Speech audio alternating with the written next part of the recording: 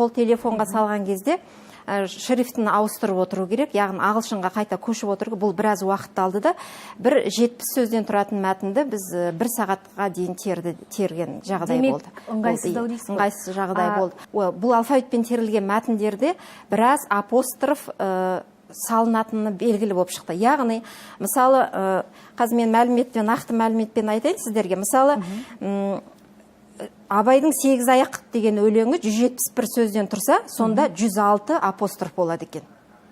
Ойлаңыздар, 171 сөзге 106 апостроф. Бұл әр сөзде бір апострофқа барып қалады деуге болады.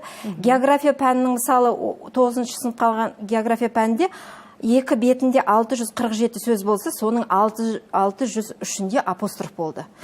Тіл туралы заңның алғашқы 2 бетін тергенде 403 сөздің 320-сында апостроф болды. Сондай-ақ Абайдың қара сөзінде, мысалы, 648 сөзден тұратын 3-ші қара сөзде 412 апостроф болды. Бұл не деген сөз? Бұл әрбір сөзде бір апостроф бар деген сөз. Бірақ әрбір сөз емес, әрине кейбір бір сөзде 3 апострофқа дейін бар. Бұлдан мәтіннің көлемі ұлғаятыны белгілі болды. Мәтін бұрынғыдан гөрі кеңейеді. Ендіше газет, журналдағы мәтіннің алатын орны үлкейеді. Оқулықтағы мәтіннің алатын орны үлкейеді деген сөз. Бұны біз кемшін тұстары деп бағалай аламыз.